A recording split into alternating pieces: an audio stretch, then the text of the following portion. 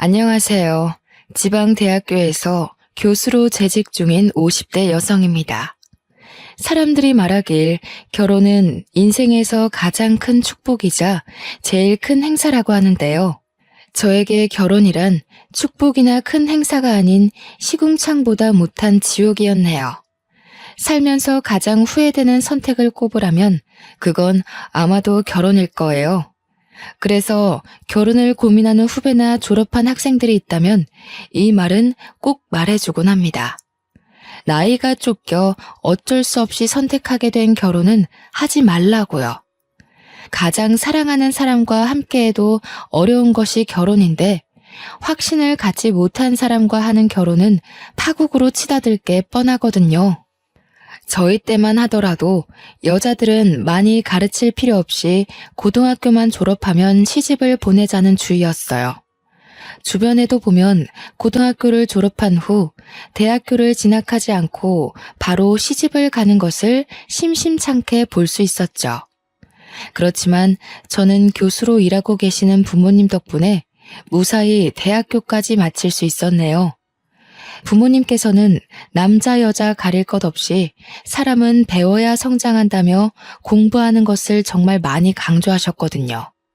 그 덕분에 경제적 여유가 없다면 들어가지도 못할 사립대학교에 들어가서 많은 것을 배우고 경험할 수 있었는데요. 고등학교 때까지만 하더라도 통금 시간이 10시를 넘지 못할 정도로 엄하셨던 부모님께서는 대학교를 입학하자 성인이니 마음대로 하라며 통금 시간을 풀어주시더군요. 그래서 마음껏 대학교 시절을 즐길 수 있었네요. 그리고 대학교 2학년이 되던 해 남편을 만나게 되었습니다. 남편은 법학과에 재학 중인 복학생으로 또래 남자들보다 듬직한 면이 있었어요. 묵묵히 뒤에서 챙겨주는 듬직한 모습에 반해 남편과 연애를 시작하게 되었고요. 그리고 연애를 한 지 6개월 후 저희는 평생을 함께하기로 약속을 하게 되었는걸요. 뱃속에 소중한 새 생명이 찾아왔거든요. 임신 테스트기에 두 줄이 뜬 것을 처음 확인했을 때에는 아무것도 하지 못한 채 그저 방 안에 틀어박혀 있었어요. 물론 새로운 생명이 뱃속에 찾아온 것은 큰 축복이었지만 22살이란 나이는 예고도 없이 들이닥친 변화를 받아들이기 힘들었습니다. 아무리 준비를 열심히 했다고 해도 예상하지 못한 사고가 생기는 것이 출산인데 준비는커녕 아직 대학교도 졸업하지 못한 학생에게 큰 부담이 되는 것은 사실이잖아요. 부모님에게 도움을 요청하려고도 해봤지만 도저히 입이 떨어지지 않았습니다. 오히려 부모님에게 임신 사실을 들킬까 헛구역질이 나와도 꾹 참고 입안에 밥숟가락을 쑤셔 넣기 바빴죠. 그러다 용기를 내어 남편에게 임신 테스트기를 건넸어요. 분명 남편 또한 골머리를 앓으며 한숨을 푹푹 쉴 게 뻔했기에 아무 말 없이 점점 심각하게 변해가는 남편의 얼굴을 응시할 뿐이었네요. 그런데 남편은 전혀 예상하지 못했던 말을 했죠. 어차피 결혼을 한다면 저와 하려고 했는데 아이가 생겼으니 미리 하자고요. 깜짝 놀랐습니다. 아직 아무런 준비도 되지 않은 상태에서 결혼을 결심하다뇨. 머릿속에는 가진 것이 하나도 없는 우리 세 식구가 어떻게 살아갈 수 있을까라며 계산을 했지만 마음만큼은 그 어느 때보다 따뜻했어요. 어린 나이에 책임져야 할 새 생명이 찾아왔다는 것에 대해 두렵고 놀랄만도 한 거잖아요. 결혼하자는 남편의 말을 듣자 그동안 녹이 쓴 사슬처럼 엉켜있던 안 좋은 생각들은 단번에 잘려나갔죠. 진심이 담긴 남편의 말 또한 믿기로 했고요. 한편 하나밖에 없는 딸의 임신 소식을 접한 친정은 발칵 뒤집혔어요. 초음파 사진을 내밀자 어머니께서는 머리를 짚으시며 다시 소파에 주저앉기도 하셨죠. 아버지께서는 계속 한숨만 푹푹 쉬셨는데요. 남편은 그에 굴하지 않고 앞으로 저와 뱃속의 아이를 책임질 테니 믿고 맡겨달라고 하더군요.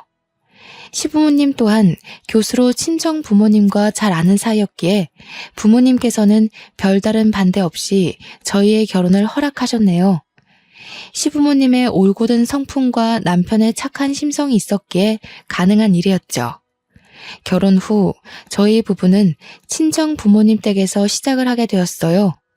저희가 나가서 따로 살 돈이 없는 것도 맞는 이유였지만 그보다는 사법고시를 앞둔 남편을 배려하는 차원에서 결심한 일이었죠. 임신을 한다는 것은 생각보다 더 어려운 일이었어요. 뱃속에 새로운 생명이 집을 짓고 산다는 것도 감당할 수 없을 정도로 벅찬 일인데 집안에 틀어박혀 있자니 여간 곤욕이 아니었죠. 남편이라도 곁에 붙어 있었으면 나았을지도 몰랐겠지만 남편은 사법고시 준비로 인해 아침 일찍 나가 잠잘 때가 되어서야 얼굴을 맞댈 수 있게 외로움은 점점 더 커져만 갔어요. 친구들이라도 보면 괜찮을 수도 있었겠지만 동기들은 취업을 하기 위해 공부를 하기 바빴고 더군다나 저는 임신의 휴학까지에 동기들 얼굴 보는 것은 바닥에 떨어진 먼지를 찾는 것보다 더 힘든 일이 되었죠. 공부로 힘들어하는 남편을 볼 때면 뭐라도 해주고 싶었지만 몸이 무거워지니 그마저도 쉽지 않았습니다.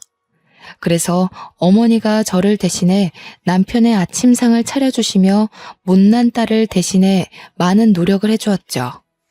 일찍 출근을 하시는 날이면 남편 음식만 따로 차리는 가정부를 불러 남편의 식사를 따로 챙겨줄 정도였으니까요. 그러던 중 남편의 밥상을 책임지던 가정부 아주머니께서 개인 사정으로 인해 일을 그만두셨는데요. 가족의 건강과 관련된 일이라 잡을 수도 없었죠. 어머니께서는 한숨을 푹푹 내쉬셨어요. 음식 솜씨도 야무지고 집안 살림도 자기 집처럼 깔끔하게 하는 사람을 어디서 또 구하냐면서요. 하지만 어머니의 걱정과는 달리 가정부는 빠른 시일 내에 구해졌습니다. 새로운 가정부는 반찬 가게에서 일을 해서 그런지 음식 솜씨가 야무진 덕에 입덧으로 힘들어하는 저의 입맛까지 돋구어줄 반찬들을 덤으로 만들어주기까지 했어요. 한 달이 흐른 뒤였습니다. 우물쭈물 거리던 가정부는 공장 기숙사에서 생활하던 아들이 퇴사를 하면서 갈 곳이 없어졌다면서 쪽방에서 아들과 함께 생활해도 되냐고 묻더군요. 일도 꼼꼼하게 잘하고 친절하게까지 한 가정부이기에 부모님에게 직접 말씀을 드렸어요. 부모님 또한 쪽방에서 같이 지내는 것을 흔쾌히 허락하셨고요. 그날 밤 가정부는 고맙다면서 일하는 시간이 끝났는데도 즐겨 먹던 백설기를 손수 만들어 건네주었어요. 마침 배가 고팠던 차라 가정부가 건네준 뜨끈뜨끈한 백설기를 손으로 찢어 먹었죠. 그런데 안방을 둘러보던 가정부는 백설기를 먹는 모습을 보며 혀를 찼습니다. 아니, 근데 아직 결혼한 지 1년도 안 된 새색시방이 너무 훤해서 어째? 마누라 보고 싶어서 일하던 것도 내팽겨치고 와야 될 때인데.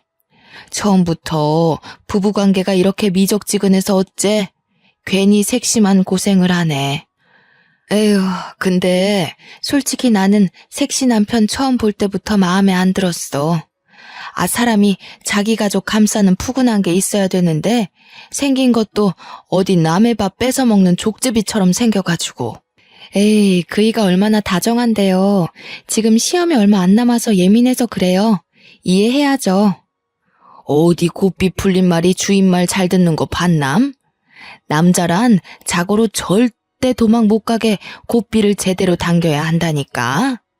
색시 뱃속에 남편 휘어잡을 수 있는 제일 좋은 곱비가 들었는데 그걸 왜 못 써? 서로 죽고 못 살아도 유지하기 힘든 게 결혼인데 자고로 남자는 잡을 수 있을 때 휘어잡아야 사는 게 편하다니까. 에이, 그런 거 아니에요. 그이가 내색을 안 해서 그렇지 얼마나 잘하는데요. 아이고, 나는 새댁 남편이 잘하는 거 한 번도 못 봤네. 정성이 어디 보이지도 않는 옆구리에 뻗치셨나. 원래 공부 잘하는 놈들이 더 발랑 까진 법이라잖아. 새댁이 속고 있는 거야 지금. 가정부에게서 남편의 뒷담화를 듣고 있자니 솔직히 기분이 좋지는 않았네요. 혀 위에서 미끄러지던 백설기의 맛 또한 퍼석퍼석한 지우개를 먹는 것 같이 느껴졌고요. 싫은 기색을 내비쳤지만 가정부는 계속해서 남편에 대한 뒷담화를 늘어놓았어요. 그러면서 자기 아들에 대한 칭찬 또한 동시에 늘어놓았죠. 아들에 대한 가정부의 자랑은 커다란 포대자루 안에 담아도 넘칠 것만 같았습니다.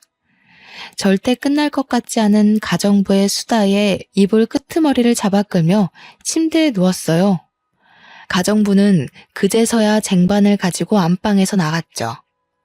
혼자서 생각해보아도 가정부가 했던 남편에 대한 뒷담화는 정말 기분이 나빴어요. 하지만 곱씹으면 곱씹을수록 가정부의 말이 아예 틀린 것은 아니더군요. 남편이 여자 문제로 속 썩인 일은 없었지만 그렇다고 딱히 저희 가족에게 잘한다는 생각은 들지 않았거든요. 어머니가 쏟는 정성을 남편은 고마워하기는커녕 당연하게 여겼죠. 그뿐만이 아니었습니다. 시험이 다가올수록 남편은 완전히 다른 사람이 된 것처럼 화를 내었고 남편의 날카로운 태도는 가뜩이나 임신으로 예민해져 있는 저에게 큰 충격을 가져다 주었어요.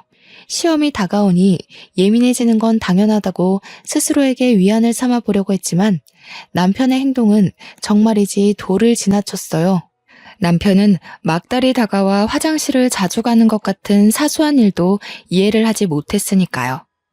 결국 사소한 갈등은 차곡차곡 쌓여 각방을 쓰는 지경에까지 이르게 되었어요.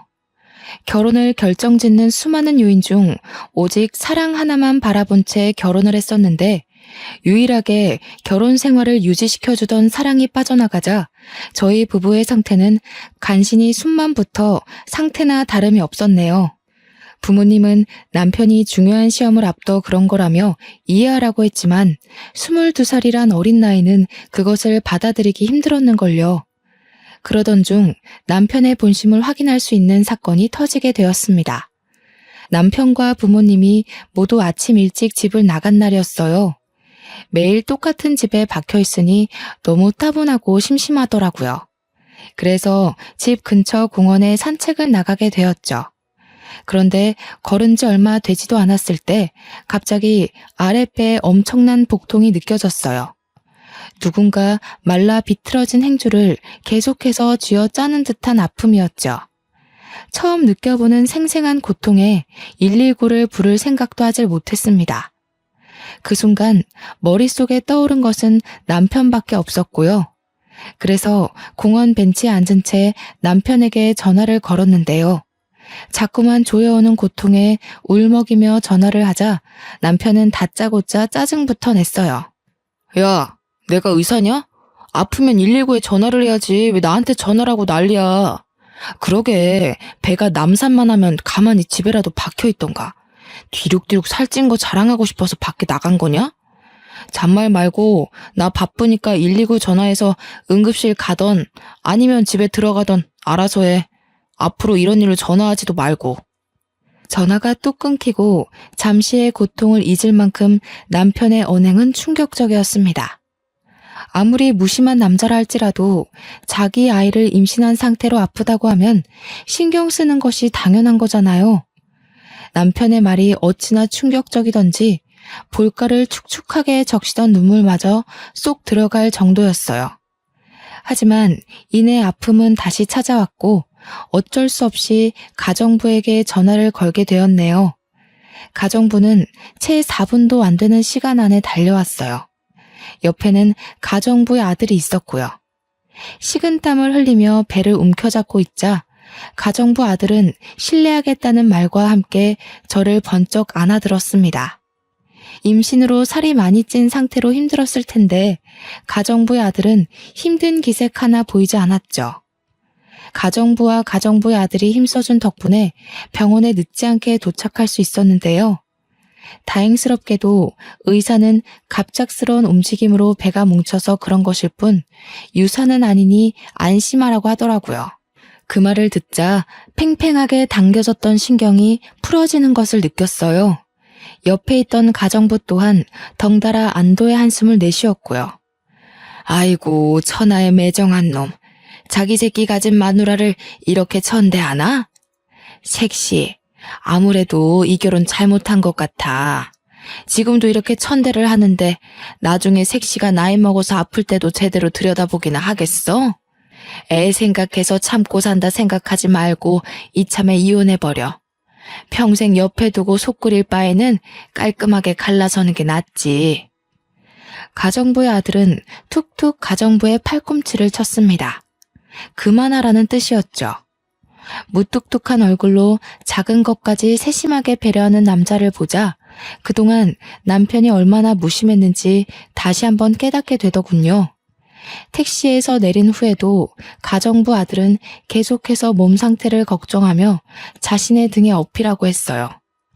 가정부 아들의 등은 참 넓고 따뜻했는데요. 가정부 아들에게 감사한 마음을 느끼는 한편 남편이 원망스럽기도 했네요. 결혼을 한다면 다른 남자가 아닌 남편이 업어줄 거라고 생각했거든요. 가정부에게 자초지종을 들은 부모님께서는 화들짝 놀라시며 평소보다 이른 시간에 퇴근을 하고 집에 돌아오셨어요. 집안에 있던 온 식구들은 한데 모여 몸 상태를 걱정해 주었습니다. 남편 한 사람만 빼고 말이에요. 남편은 자정이 넘는 늦은 시간이 되어서야 집에 들어왔는데요. 몸 상태를 걱정해주기는커녕 다짜고짜 아이가 태어나면 유전자 검사를 하자고 말하더군요. 황당했습니다. 갑자기 유전자 검사라뇨. 그래서 왜 그런 거냐고 되묻자 남편은 제 뱃속에 있는 아이가 자기 자식인지 의심스럽다고 했어요. 당신 그게 무슨 말이야? 당신이 애 아빠가 아니면 뱃속에 있는 애 아빠는 누군데? 그러니까 당당하면 검사해보자니까. 어려운 거 아니잖아. 그냥 확인 한 번만 시켜주면 되는 걸. 뭘 그렇게 화를 내? 유전자 검사에서 내 자식인 거 나오면 아무 문제 없잖아. 당신 그럼 설마 지금까지 나 의심하고 있었던 거야? 어떻게 그럴 수가 있어? 나한테 남자는 지금까지 당신 하나밖에 없다는 거 세상 사람들이 다 아는데 이제 와서 의심을 한다고? 봐봐, 지금도 찔리는 게 있으니까 아무 말 못하는 거잖아. 순진하게 생긴 얼굴에 속아서 내가 코를 꿰었지. 내 다리 걸고 넘어지고 싶어서 일부러 다른 남자에 임신한 거일 수도 있지. 볼품없는 네 인생에 변호사 남편 만나는 게 쉬운 일은 아닐 테니까.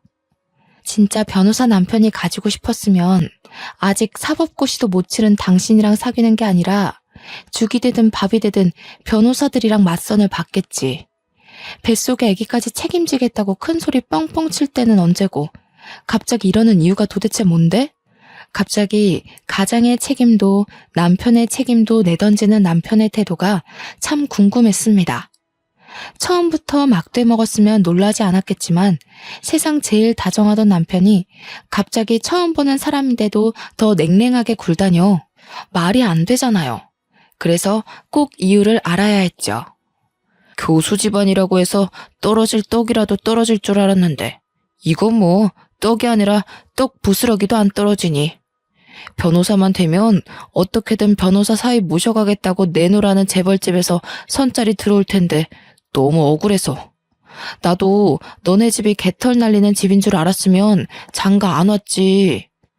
그동안 진심이라고 생각했던 남편의 태도는 모두 돈을 노리고 만들어진 가짜였던 것이죠. 길 가다 맨홀 구멍 아래로 떨어진다 해도 남편에게 받은 충격보다는 덜할 것 같았어요. 지금까지 인생의 동반자라고 믿어 의심치 않았던 남편의 실체가 사람을 돈만 보고 판단하다뇨. 시커먼 남편의 실체를 알게 된 후 부부관계는 회복할 수 없을 정도로 나빠졌는데요.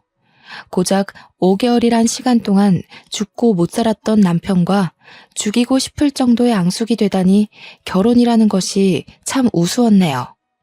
사기꾼인 줄도 모르고 남편에게 홀려 임신까지 한 스스로가 너무 한심하게 느껴졌어요.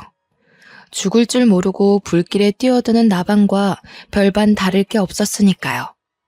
부부의 관계가 틀어진 것과 별개로 시간은 잘만 흘러갔고 남편은 공들여 준비한 사법고시에 보기 좋게 떨어졌습니다.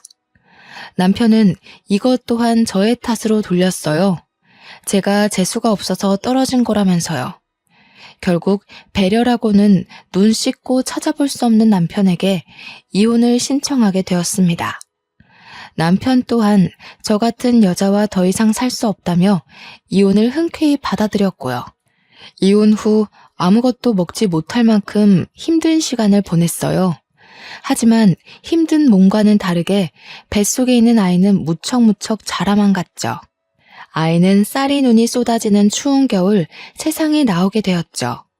부모님은 고생했다면서 손수 끓인 미역국을 떠먹여 주셨는데요. 함께 해주는 부모님을 보면 감사하다가도 태어난 아이들 사진을 보며 기뻐하는 다른 남편들을 볼 때면 눈물이 핑 돌았네요. 이혼한 저는 절대로 느낄 수 없는 기쁨인 거잖아요. 부모님께서 출근을 하시는 날이면 부모님을 대신해 가정부가 수발을 들어주었어요. 그리고 가정부 올 때면 함께 따라오던 남자는 퇴원일이 되자 품에 꽃다발을 안겨주었습니다. 건강하게 아이를 낳은 것을 축하한다면서요. 전 남편에게는 받지도 못했던 꽃다발을 받자 눈물이 핑 돌더군요. 울적했던 기분 또한 나아지는 것 같았고요. 그 후에도 가정부 아들은 자신이 자처해 같이 병원을 가는 등 비어있는 남편의 역할을 대신해 주었어요. 알뜰살뜰하게 저희 모자를 챙겨주는 가정부 아들 덕분에 닫혀있던 마음을 조금씩 열게 되었죠. 그 따뜻한 마음에 힘입어 다시 복학을 하게 된 것이고요. 육아와 학업을 병행하는 것은 정말 힘든 일이었어요. 하지만 그럼에도 아들에게 부끄럽지 않은 엄마가 되기 위해 이악 물고 버티게 되었죠. 고개도 가누지 못했던 아들이 돌이 지나자 부모님께서는 슬슬 재혼 이야기를 꺼내셨는데요. 아직 이혼에 대한 아픔이 채 가시기도 전에 재혼 이야기가 나와 껄끄럽기는 했지만 부모님이 얼마나 걱정하시는지 알기에 어쩔 수 없이 선자리에 나가게 되었습니다. 맞선에 나온 남자들은 적게는 5살에서 많게는 10살까지 차이 나는 이혼남 뿐이었어요. 남자들은 이혼녀라는 이유만으로 무례하게 구는 구석이 있었는데요. 그럴 때마다 항상 따뜻하게 배려해주던 가정부 아들이 생각났습니다. 가정부의 아들이라면 색안경을 끼고 무례하게 구는 남자들과 다르게 좋은 남편이자 좋은 아빠가 되어줄 것 같았거든요. 하지만 가정부 아들에 대한 마음을 쉽게 드러내지는 못했어요. 아직 젊고 창창한 사람에게 괜히 짐을 지어주기 싫었는걸요. 혼자서 끙끙 앓고 있을 때 기적 같은 일이 일어났습니다. 가정부 아들이 먼저 마음을 고백해준 것이었어요.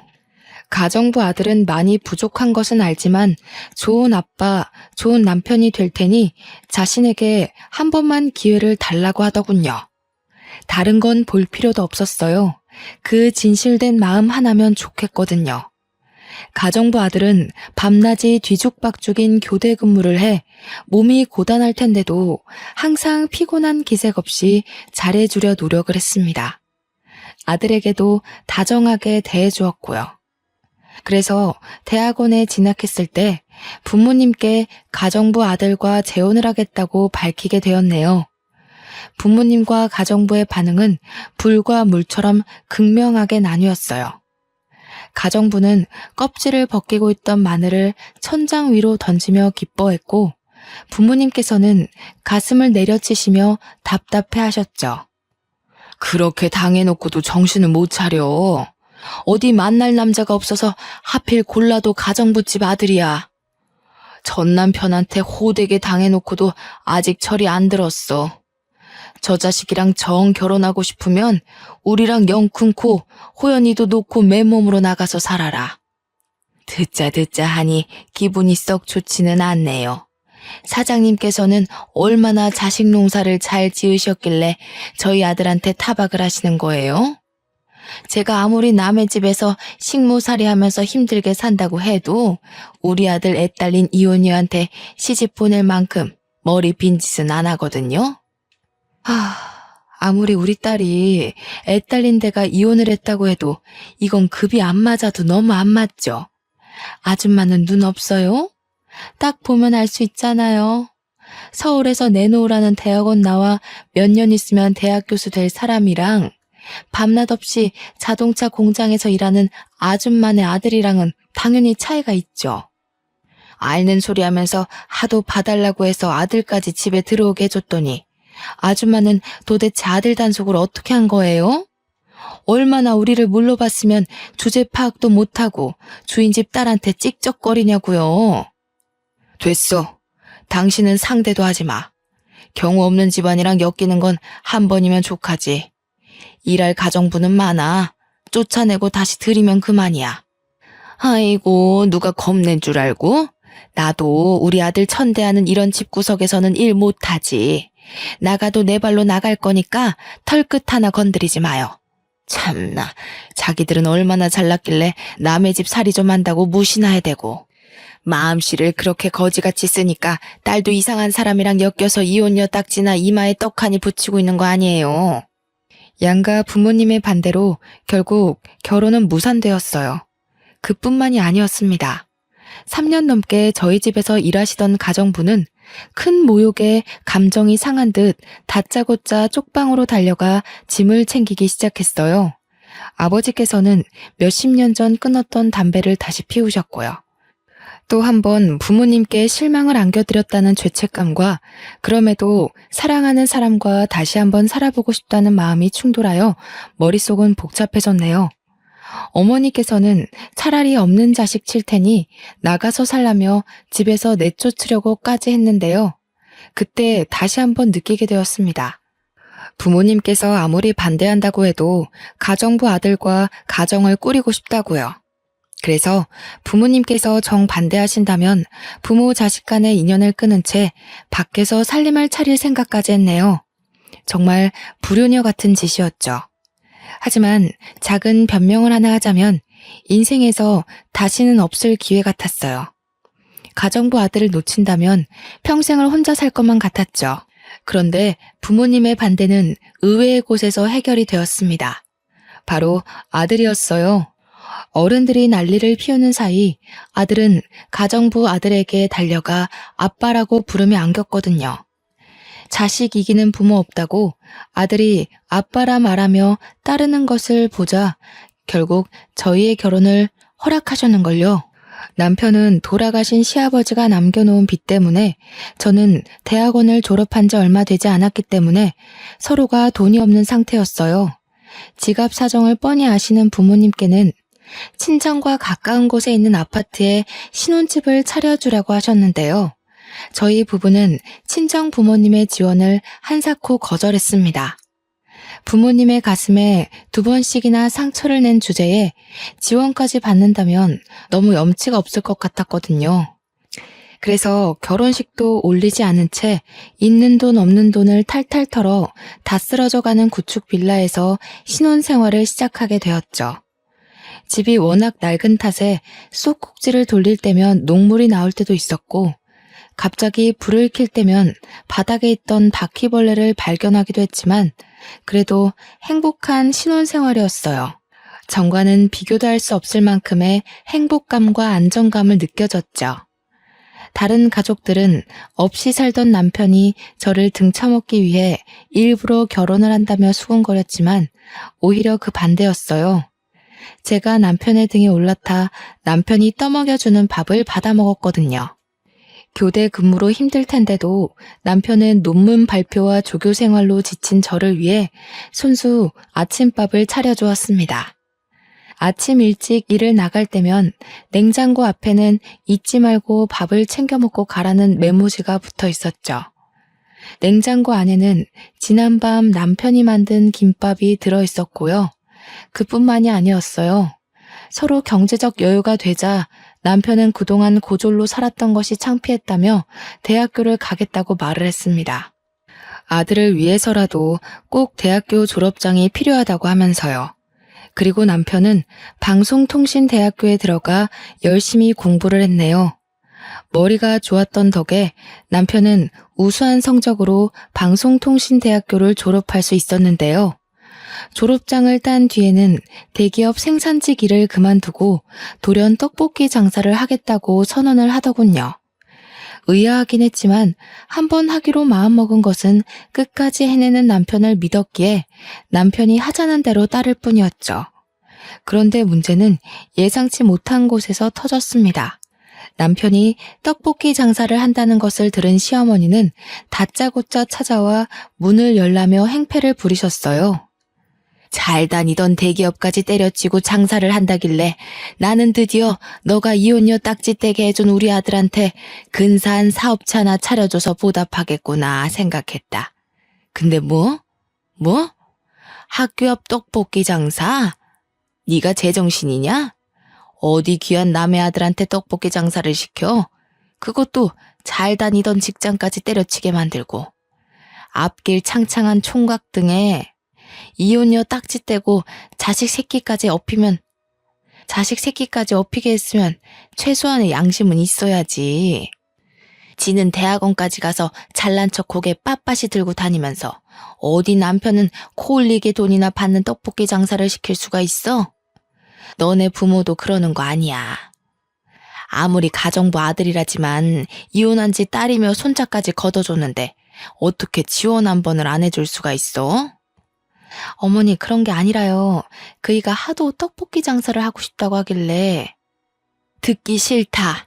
아무리 내가 너네 집 굳은 일을 했다고 해도 최소한의 예의는 지켜야지. 돈 내주기 싫으면 애라도 낳던가. 신랑 사업하는데 돈도 내주기 싫다. 애도 낳기 싫다. 우리 집 아들이 너랑 네 아들 뒷바라지하는 종이냐? 이런 식으로 할 거면 그냥 깔끔하게 갈라서라. 정말 작정을 하고 오셨는지 어머니는 가방에서 꺼낸 이혼 서류를 바닥에 던지셨어요. 물론 시어머니의 말에 상처를 받기는 했지만 그동안의 일을 뒤돌아보니 정말 제가 너무한 것 같았습니다. 교수가 너무 되고 싶다는 욕심 때문에 남편과의 사이에서 아이도 포기한 채 앞만 보고 달린 거잖아요. 옆에서 남편이 같이 뛰고 있는데도 말이에요. 그래서 잠들기 전 남편에게 슬쩍 물어보았습니다. 아이를 갖고 싶냐고요? 그랬더니 남편은 자신에게 자식은 아들 하나면 된다고 대답을 해주었네요. 그 대답을 들으니 더욱 남편에게 미안해졌습니다. 그래서 고등학생의 과외를 시작해 돈을 모으기 시작했죠. 낮에는 대학원 조교로 밤에는 과외 선생으로 일을 하면서 정말 돈을 차곡차곡 모았어요. 5개월 정도 일을 하다 보니 모아놓은 돈이 제법 묵직했죠. 그 돈을 몽땅 남편에게 넘기며 사업하는 데 보태 쓰라고 하자 남편은 화들짝 놀라며 다시 건네주었어요. 이렇게 큰 돈을 받을 수 없다면서요. 하지만 남편의 품에 밀어주며 이야기했습니다. 그동안 아낌없이 주었던 사랑을 베풀 기회를 날리지 말라고요. 얼마 후 남편은 떡볶이 가게를 차렸는데요. 아내의 돈을 지켜야 한다는 책임감 때문인지 가장으로서의 무게 때문인지 남편은 정말 열심히 장사를 했어요. 주변에서는 남편을 이상하게 보기도 했습니다.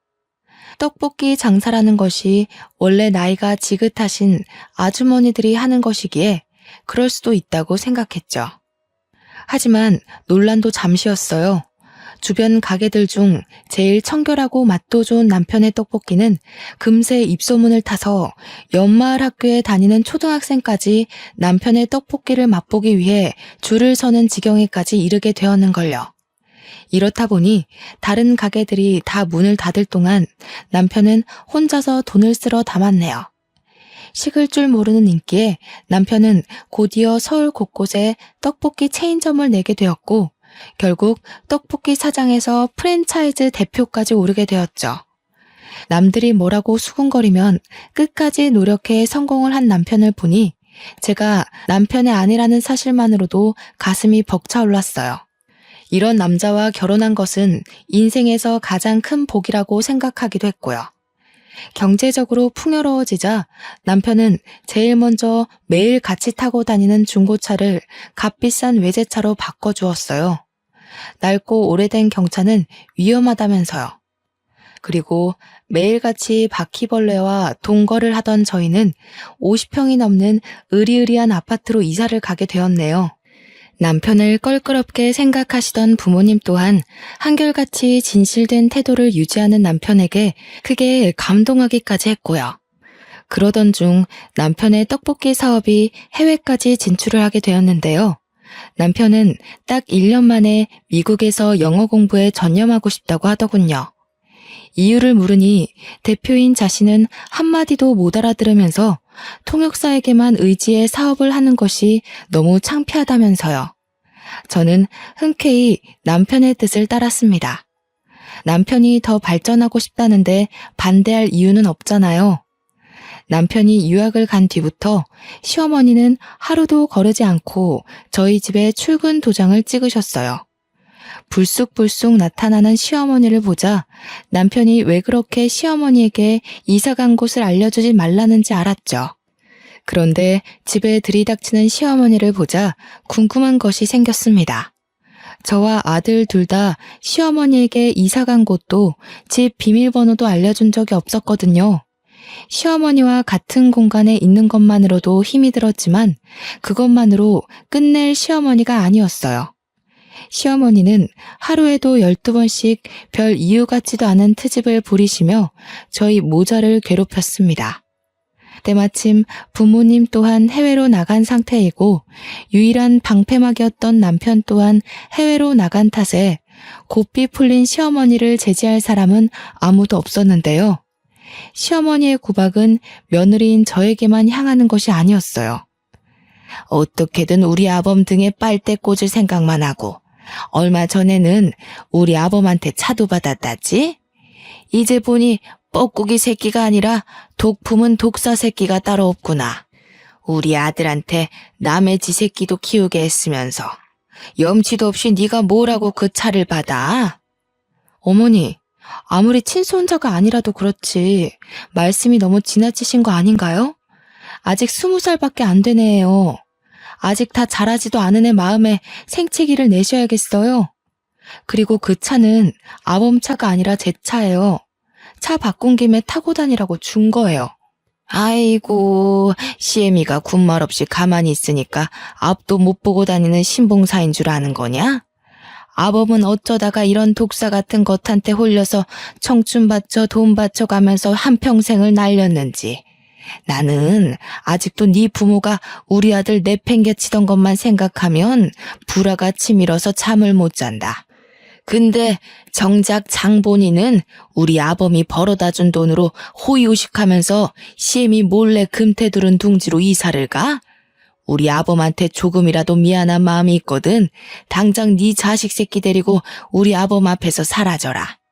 너만 없으면 우리 아범 얼마든지 더 좋은 여자로 새 출발할 수 있어. 시어머니는 저희 모자를 파렴치한 도둑 취급을 했습니다. 시어머니는 남편이 애초에 누구 때문에 아까운 청춘을 날렸는지 모르는 눈치였어요. 그래서 지금까지 속으로만 생각하던 말을 쏘아붙인 거고요. 어머니, 말씀은 바로 하셔야죠. 애초에 그이가 좋은 청춘 다 날려가며 대학교 문턱에도 못 가고 잠 못 자가면서 공장에서 일하던 게 누구 때문인데요. 다 어머니가 이 남자 저 남자 만나면서 그이 돈 까먹어서 그런 거잖아요. 아버님이 남긴 집도 두 번째로 결혼한 남자 도박빚 갚아준다고 홀랑 날려먹으셨다면서요. 어머님, 한 번이라도 그이 마음 생각해 보셨어요? 친부 돌아가시고 장례식도 끝나기 전에 다른 남자랑 놀아난 것도 모자라 유일한 유품 같은 집까지 날라갔을 때 그이가 얼마나 참담했을지 생각이나 해보셨냐고요. 이게 아무리 사람이 화가 난다고 해도 할 말이 있고 못할 말이 있는 거다. 어디 못 배워먹은 천한 기집애처럼 수십 년도 더 된 과거를 들먹여? 너 지금 시엠이 약 좀 잡았다고 그걸로 협박이라도 할 셈이냐? 어디 해봐라. 내가 눈 하나 깜빡 하나. 얼굴에 구멍 하나 났다고 어딜 함부로 떠들어? 내가 그 구멍 다시는 허튼 소리 못하게 확 꿰매주랴? 제 입이 구멍이면 어머니 입도 구멍이겠네요.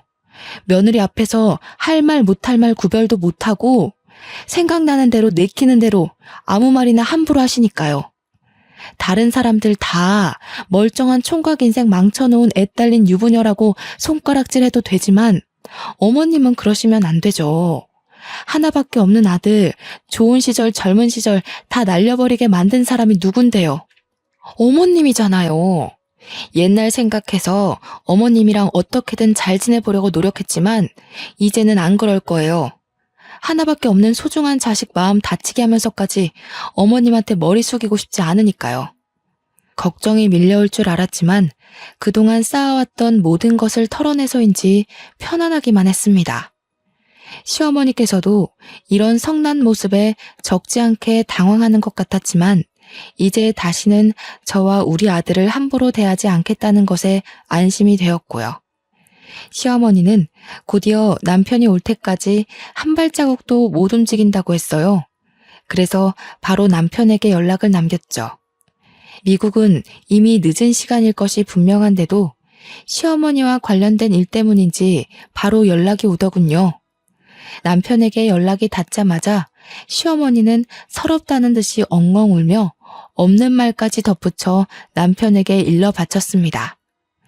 효자 아들이던 남편이 이번에도 자신의 편을 들어줄 거라고 생각하셨던 거죠. 하지만 남편은 단호했는걸요. 가르쳐주지도 않은 집에 쳐들어가 행패를 부른 것은 시어머니라면서 다시는 저 아들을 괴롭히지 말라고 경고를 날렸거든요. 처음 있는 남편의 단호한 태도에 시어머니는 몹시 놀란 눈치였어요.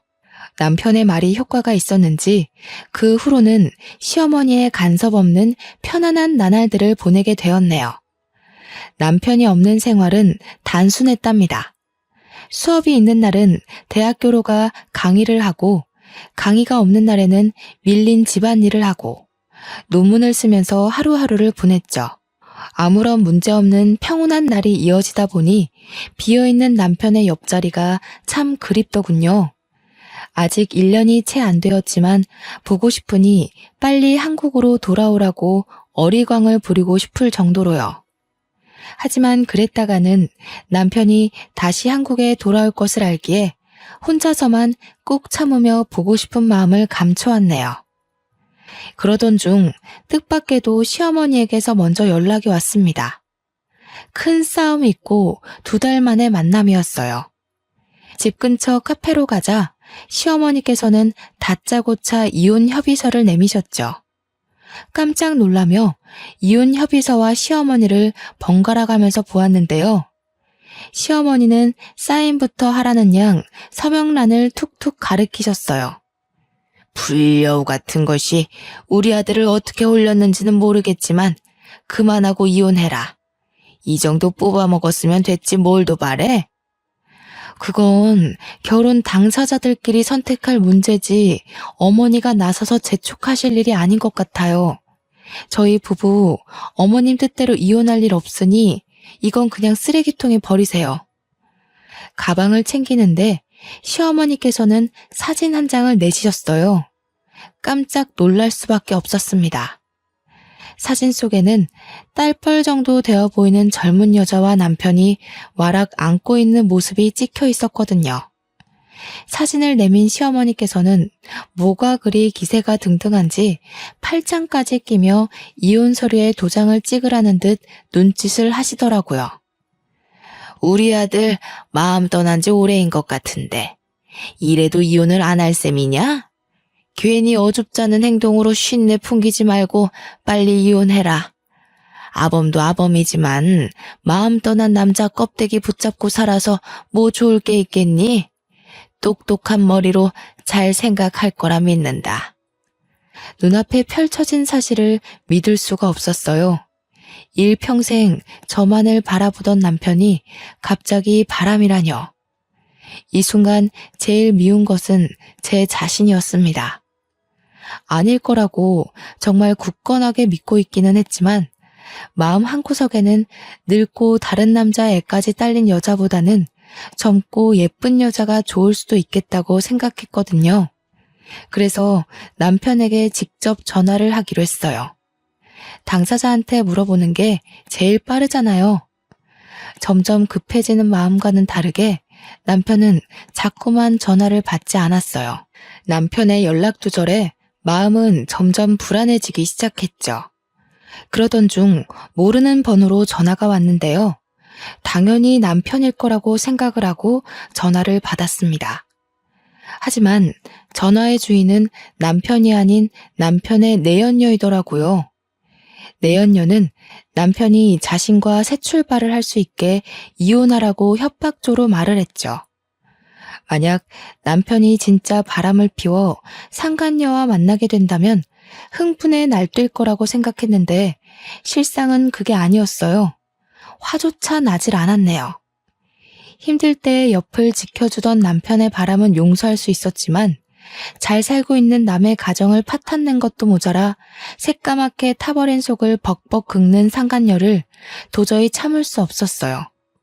어떻게 해서든 상간녀에게 복수를 하기로 마음먹은 머리는 그 어느 때보다 냉정하게 돌아갔고요. 그래서 제일 유명하다는 이혼 전문 변호사를 찾아갔죠. 그런데 이혼 변호사를 만나는 순간 벼락이 떨어지는 충격이 온 몸을 덮쳐왔네요. 변호사는 바로 전 남편이었거든요.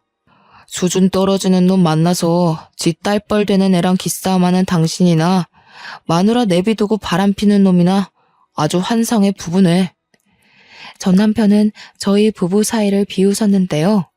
정말 쥐구멍이라도 있으면 숨고 싶다는 생각이 들었습니다. 가장 숨기고 싶고 창피한 일을 제일 들키고 싶지 않았던 사람에게 들킨 거잖아요. 그런데 놀라기도 전 남편은 이상한 말을 해오더군요. 제가 오기 전 시어머니가 미리 이혼 상담을 받으러 왔다고요. 온몸에 소름이 끼쳤어요. 아무도 모르게 저희 부부를 갈라놓을 궁리를 하고 있던 거잖아요. 상간녀 소송도 폐지된 마당에 너무 힘 빼지 말고 좋게 좋게 가자고. 기껏해야 어린애한테 몇백만 원밖에 못 뜯어낼 텐데. 아무리 바람핀 남편이 미워도 그렇지. 앞길 창창한 아가씨 인생을 망쳐서 되겠어?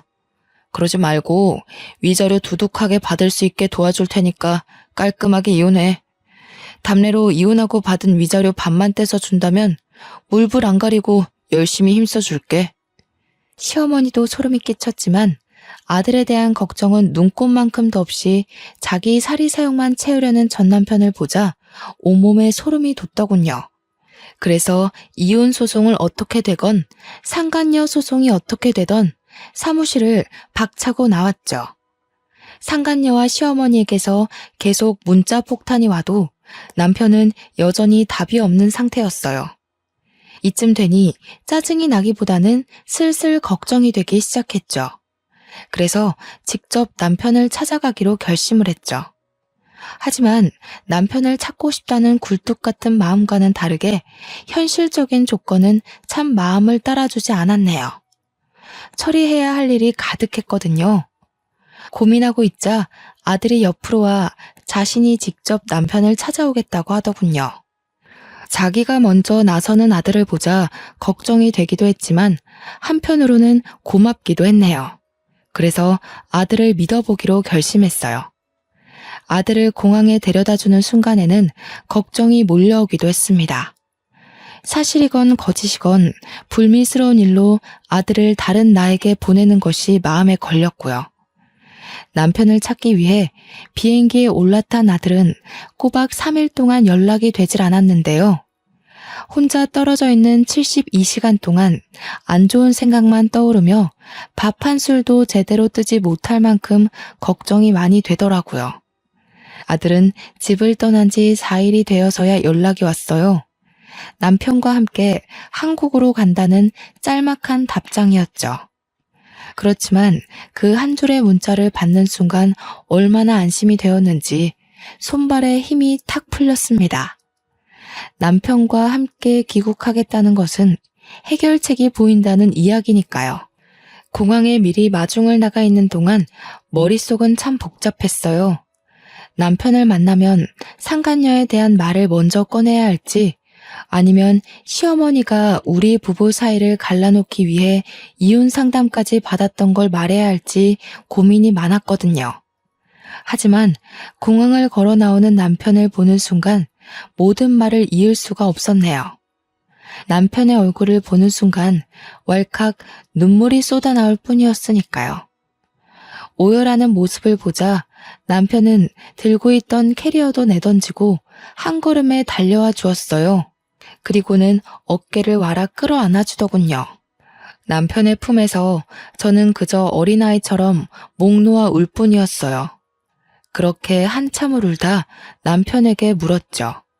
아들과 저를 버리고 새파랗게 어린 상간녀와 바람 난 것이 맞냐고요. 감정적인 저와 다르게 남편은 차분하게 눈물을 닦아줄 뿐이었어요. 출국을 하는 동안 아들에게 전후 사정을 들은 것이 분명했죠.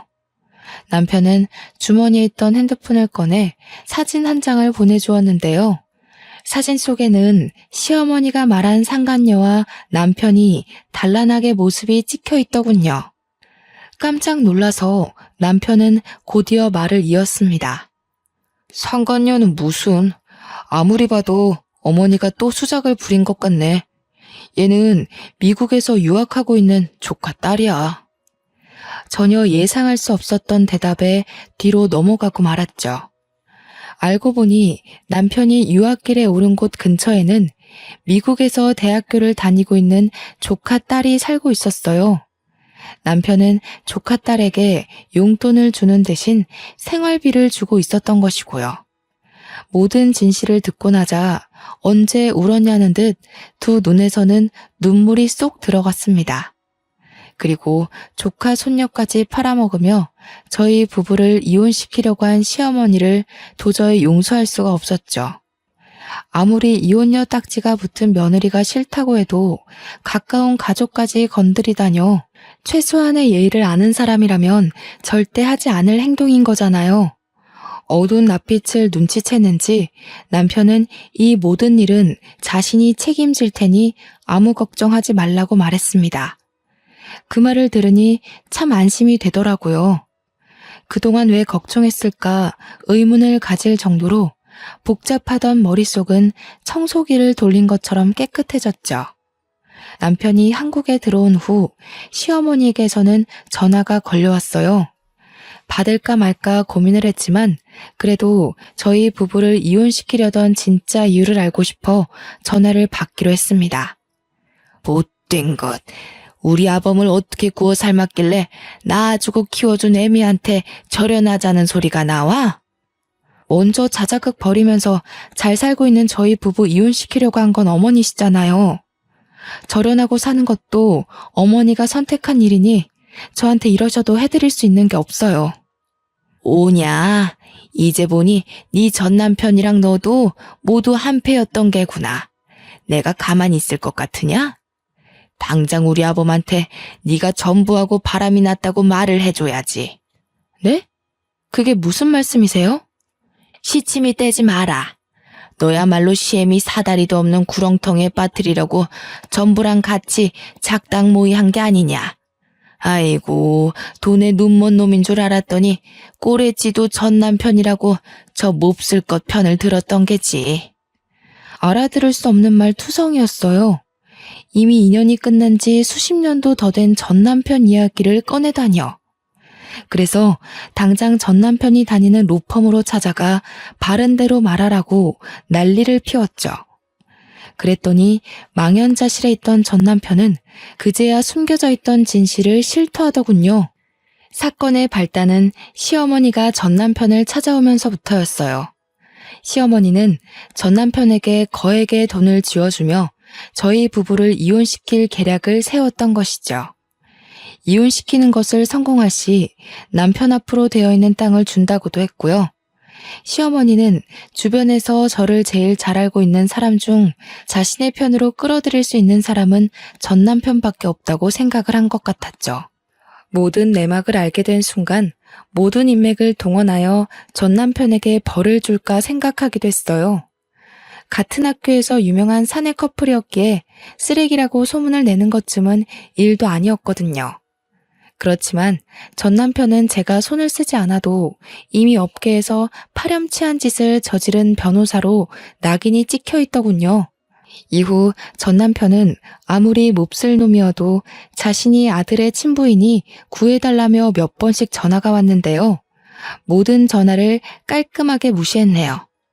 현재도 앞으로도 아들에게 아버지는 현재의 남편 한 명밖에 없으니까요. 이혼 자작극을 벌인 시어머니는 남편이 다달이 지급하던 생활비까지 끊자 그제서야 상황의 심각성을 알게 된 것 같았어요. 하지만 이미 때는 많이 늦은 상태였죠. 그 후 시어머니는 몇 번이나 찾아와 사과를 했는데요. 남편은 단호했어요. 기본적인 생활을 할 수 있을 만큼의 생활비와 자식된 도리만 할 뿐이었거든요. 시어머니는 이전과 같은 사치스러운 생활을 할 수 없다는 것에 큰 절망을 느끼는 것 같았어요. 그렇지만 제가 할 수 있는 것은 없었네요. 모든 것은 자신이 선택한 길이었으니까요. 모든 것을 해결한 후 저희 부부는 각자의 위치에서 열심히 살려고 노력 중이에요. 남편은 잠도 줄여가며 일할 만큼 바쁘게 지내는 와중에도 결혼 기념일을 잊지 않고 꽃다발을 선물해 주었는데요. 힘들 때나 기쁠 때나 한결같이 사랑을 주는 남편이 옆에 있는 것이 얼마나 기쁜지 표현할 방법이 없네요. 아무리 가장 사랑하던 사람이라고 해도 한평생 살다 보면 지겨워지기 마련이라고 하는데요. 저는 다음 생에도 어렵게 돌아가지 않고 처음부터 남편을 만나 도란도란하게 살아가고 싶습니다. 제 인생의 가장 큰 축복은 남편을 만난 것이니까요. 지금까지 제 사연 들어주셔서 감사합니다. 여러분도 좋은 인연 만나서 행복하시길 바랄게요.